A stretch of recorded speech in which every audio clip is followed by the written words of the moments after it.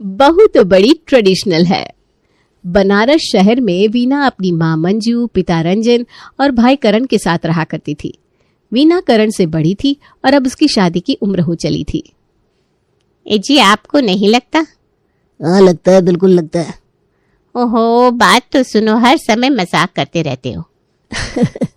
अच्छा बताओ क्या बात है? मैं कह रही थी अपनी वीना अब बड़ी हो गई है, उसकी शादी के लिए कोई लड़का ढूंढना चाहिए। हाँ बिल्कुल ढूंढना चाहिए। तो तुम्हारी नजर में है कोई? क्या यार दीदी की शादी की बात चल रही है? हाँ ऐसा ही कुछ है। अरे वाह, यानी अब वो पूरा कमरा मेरे अकेले का हो जाएगा। ये अलग अपनी दुनिया में रहता है भाई। करण तो जा यहाँ से, हमें बात करने दे। जी मैं कह रही थी कि मेरी दोस्त की जानने वालों में ना एक लड़का है, कहो तो उनसे बात चलाए? हाँ बिल्कुल, अगर वो अच्छा लड़का हो तो गली गली भटकने की क्या जरूरत है। तो फिर ठीक है, मैं उसे कॉल करके मीटिंग फिक्स करती हूँ। मंजू ने अपनी सहेली से बात करी तो उसने बताया कि वो लोग भी लड़की ढूंढ रहे हैं। मंजू ने अपनी फ्रेंड से नंबर लेकर डायरेक्ट उन्हें कॉल करी तो लड़के की माँ राधा ने कहा कि वो कल लड़की देखने आएंगे।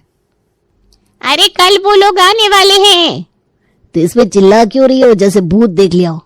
अरे मैं खुशी से चिल्ला रही हूँ, हमारी बेटी का रिश्ता होने जा रहा है। चिल मम्मी, पहले मुझे लड़का पसंद तो आने दो। अगले दिन सुबह सुबह ही वीना के घर में हलचल मच गई। मंजू और करण सफाई और सजावट में लगे थे। वीना को अपने कपड़े और मेकअप का ध्यान रखना था। सब कुछ तैयार था। दोपहर होते ही राधा, विजय, गौरव और पिंकी उनके घर पहुंचे। आइए आइए, बहुत अच्छा लगा आप सबका आना। अरे इसमें अच्छा लगने की क्या बात है, रिश्ता तो हमारी वीना जैसी हीरोइन से जोड़ा जा रहा है। तो आपको हमारी बेटी पसंद है? अरे भाई पसंद, हमने तो शादी की तारीख भी पक्की कर ली है भाई। चाय, नाश्ता और हंसी मजाक के बीच बातचीत का सिलसिला शुरू हुआ। दोनों परिवारों ने एक दूसरे की उम्मीदों और परंपराओं पर चर्चा की। तो वीना बेटी, खाना बनाना आता है ना? जी आंटी जी, किचन में तो सब कुछ आता है, चाहे रोटियां जलानी हो या पनीर टिक्का उबालना हो। वाह दीदी, हमारे भाई के लिए तो परफेक्ट मैच है।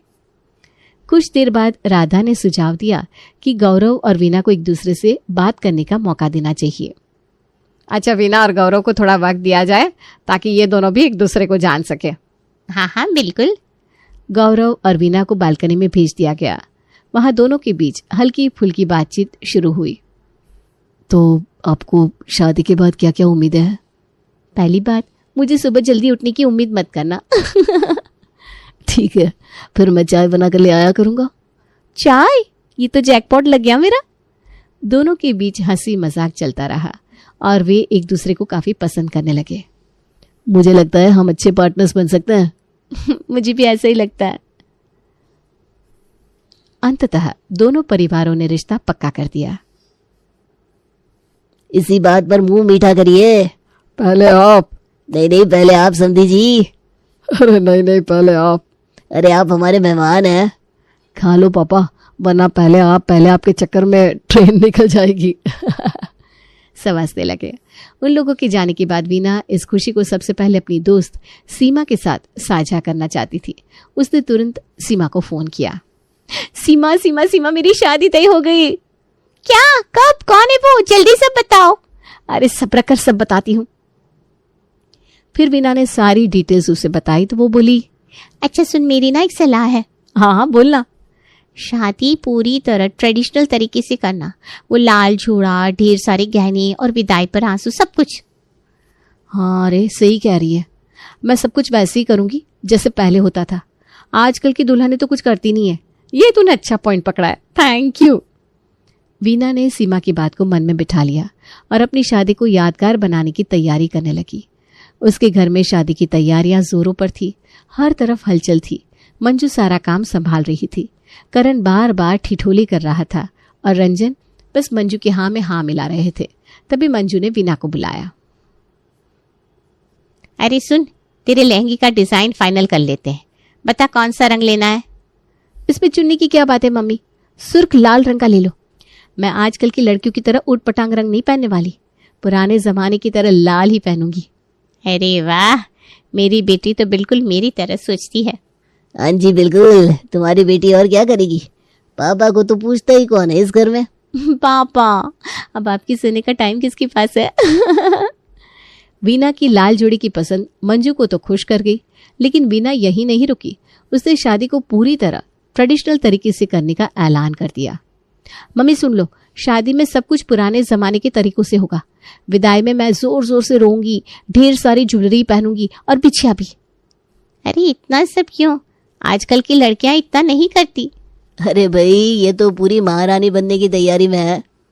दीदी, अगर तुम रोने में ज्यादा टाइम लगाओगी तो कहीं वो लोग तुम्हें छोड़कर चले ना जाए। चुप कर, ऐसा कुछ नहीं होगा। बस मुझे मेरी विदाई पर खुलकर रोने देना, लोगों को पता तो चले हम कितने ट्रेडिशनल लोग हैं। अरे इतना सब करने की क्या जरूरत है? थक जाओगी तुम। नहीं ना मम्मी, सब वैसे ही होगा जैसे पहले होता था। मैं कोई समझौता नहीं करने वाली। बेटा सोच लो, ये सब करना आसान नहीं है।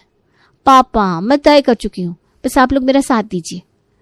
ठीक है महारानी, जैसा तुम चाहो बस। और शादी का दिन आ पहुंचा। घर में शहनाई बज रही थी, हर कोई ट्रेडिशनल कपड़ों में सजा हुआ था और आखिर बारात भी आ गई। अरे वाह, हमारी बहू तो बिल्कुल रानी लग रही है। भैया, अब तो तुम्हारा भी जलवा कम हो गया।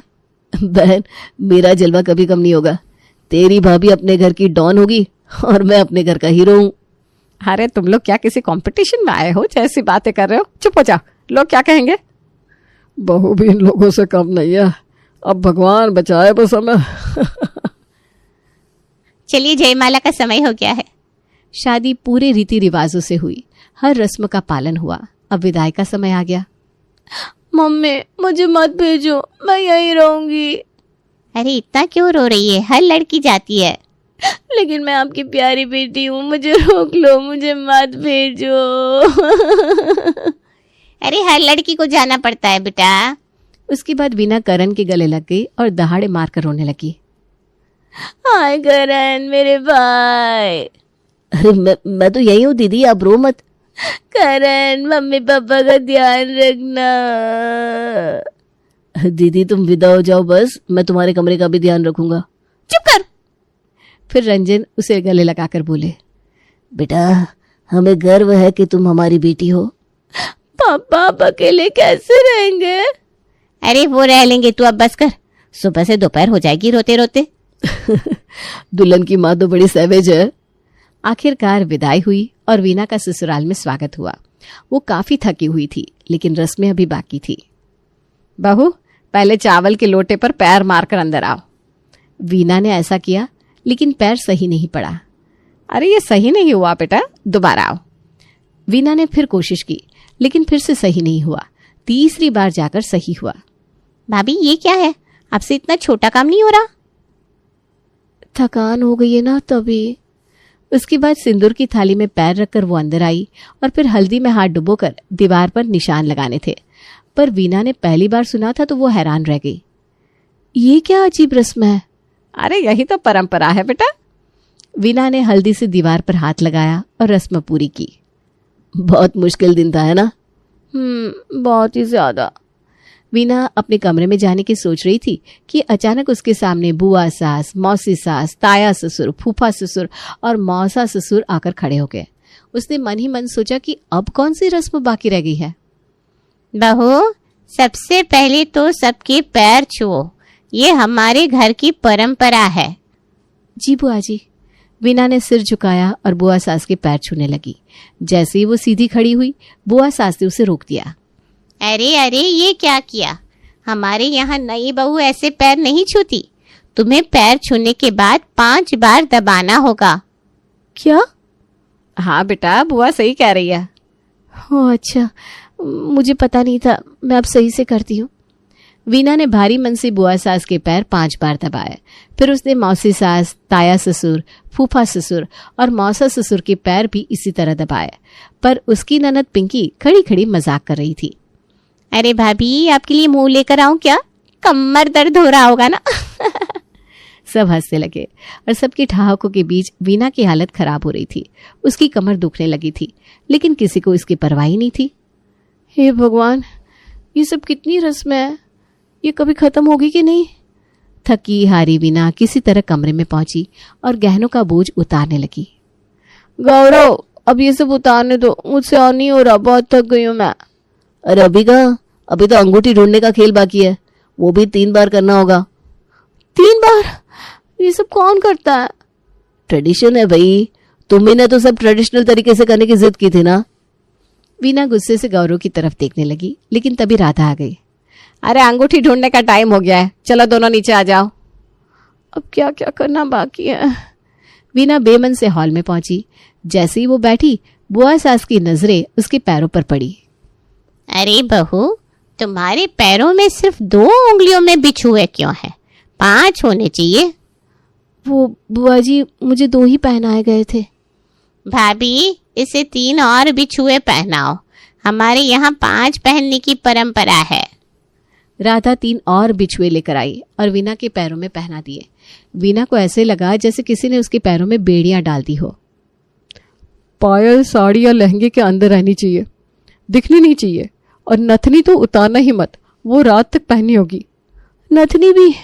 मैं इतनी बड़ी नथनी पहनकर कब तक रहूंगी? जब तक सारी रस्में पूरी नहीं हो जाती। और घूंघट सही से डालो, कल मुंह दिखाई भी है। हे भगवान, मुझे उठा ले। वीना ने घूंघट सही से डाला और अंगूठी ढूंढने के खेल में शामिल हो गई। घूंघट में कुछ भी देखे बिना उसने जैसे तैसे 3 बार खेल पूरा किया। वाह भाभी, आपने तो बिना देखे ही जीत लिया। क्या मुझे मेरे कमरे में जाने की इजाजत है अब? हाँ चलो, थोड़ी देर आराम कर लो। वीना जैसे ही कमरे में पहुंची, उसने गहने उतारने की कोशिश शुरू की। गौरव, अब मैं ये सब नहीं पहन सकती, बहुत हो गया। अरे तुम्हें तो पूरे ट्रेडिशनल तरीके से शादी करनी थी, अब क्यों परेशान हो रही हो? मुझे नहीं पता था कि ये सब इतना मुश्किल होगा। अब जब चुना है तो निभाना तो पड़ेगा ना। सब कुछ तुम्हारे हिसाब से नहीं हो सकता कि जब चाह किया, जब चाह छोड़ दिया। अरे ये क्या बात हुई, मैं थक गई हूं ना अब। वीना और गौरव के बीच बहस पड़ने लगी। वीना को लग रहा था कि उसने अपनी जिंदगी को रस्मों के बोझ तले खुद ही डाल दिया है। उसने गुस्से में अपनी साड़ी का पल्ला एक और किया और बिस्तर पर बैठ गई। वो गौरव से बात करने की कोशिश कर रही थी, लेकिन उसकी आवाज में झुंझलाहट साफ झलक रही थी। गौरव, मैंने सोचा था शादी के बाद सब अच्छा होगा, लेकिन यहाँ तो जैसे किसी जेल में आ गई हूँ। ये घूंघट, ये भारी साड़ियाँ और हर वक्त परंपराओं का बोझ, मैं ये सब और नहीं झेल सकती। वीना, थोड़ा धैर्य रखो, ये सब सिर्फ कुछ दिन का है, फिर सब नॉर्मल हो जाएगा। नॉर्मल? जब तक मैं मर ना जाऊं, जब तक इन परंपराओं का अंत होगा, उससे पहले मैं निपट जाऊंगी। क्या बोल रही हो तुम? तुम्हें हंसी आ रही है? हंसोगे ही ना, क्योंकि मेरी परेशानी तो समझ नहीं सकते। मुझे कैसे भी बस ये सब उतार कर हल्का सा सलवार सूट पहनना है। वीना का गुस्सा कम होने का नाम ही नहीं ले रहा था, लेकिन फिर वो सो गई। तभी दरवाजे पर दस्तक हुई। बहू, उठ जा बेटा, चलो पहली रसोई की रस्म करनी है, और हाँ, घूंघट करना भूलना मत। भगवान, ये घूंघट तो जैसे मेरी पहचान बन गया है। जी माँ जी, आई। वीना भारी मन से उठी और जैसे तैसे बाहर निकली। अब पहली रसोई की रस्म शुरू होने वाली थी। अरे भाभी, पहली रसोई में क्या बनाने वाली हो?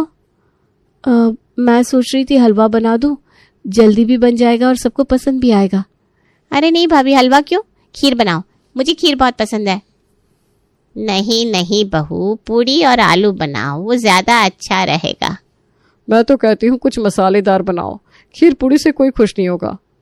खीर तो बननी चाहिए, मिठाई बनना चाहिए पहली रसोई में। सभी लोग अपने अपने सुझाव दे रहे थे और वीना के सिर में दर्द बढ़ता जा रहा था। आखिरकार घर के बड़े बुजुर्गों ने फैसला किया कि खीर ही बनेगी। ठीक है बहू, खीर बनाओ, और ध्यान रहे कोई गलती ना हो, सबको अच्छी लगनी चाहिए। ये पहली रसोई है और सबकी नजरें तुम पर है। जी माँ जी। वीना ने धीरे धीरे खीर बनानी शुरू की, लेकिन रसोई में भी उसे चैन नहीं मिला। हर थोड़ी देर में कोई ना कोई आकर उससे सवाल कर रहा था। बहू, खीर में क्या क्या डाला है? माँ जी, चावल, दूध, चीनी और सूखे मेवे। और इलायची डाली कि नहीं? जी, डाली है। और केसर? केसर के बिना तो खीर फीकी लगती है भाई। जी, वो भी डाला है। वीना इन सवालों से इतना परेशान हो चुकी थी कि उसका सिर दर्द और बढ़ गया। जैसे तैसे उसने खीर बनाई और सभी को परोस दी। अरे बहू, ऐसे नहीं, सबसे 3 बार पूछो फिर खिलाओ। एक बार पूछकर छोड़ देना ठीक नहीं है। जी ताया जी, पूछती हूँ। वीना ने सबकी प्लेट में खीर डाली और कई बार सबसे पूछा। जब सब खीर खाने लगे तो पिंकी उसके पास आकर मजाक करने लगी। भाभी खीर तो ठीक बनी है, लेकिन आपके चेहरे पर ये उदासी क्यों? पिंकी, मेरे सिर में बहुत दर्द हो रहा है और ये सब ना अब बहुत ज्यादा हो रहा है। अरे भाभी, ये तो शादी का मजा है, एंजॉय करो ना। पर वीना का गुस्सा अब बढ़ने लगा था। वो पिंकी को कुछ कहने वाली थी कि राधा आ गई। बहू, अब सबको नमस्ते करके अपने कमरे में चली जाओ, और हाँ, कल सुबह जल्दी उठना भूलना मत। हाँ, वीना ने जैसे तैसे सबको नमस्ते किया और अपने कमरे में चली गई। गौरव, मैं अब और नहीं झेल सकती, ये सब मेरे लिए बहुत ज्यादा है। वीना, सबके लिए थोड़ा बहुत तो करना पड़ता है। कुछ दिन सह लो, फिर सब ठीक हो जाएगा। चलो अब सो जाओ। अगली सुबह उसने काली साड़ी पहन ली, लेकिन जैसे ही राधा ने उसे देखा, उनका चेहरा उतर गया। अरे बहू, ये क्या काली साड़ी? नई दुल्हन सफेद या काला रंग नहीं पहनती, यह अपशगुन होता है।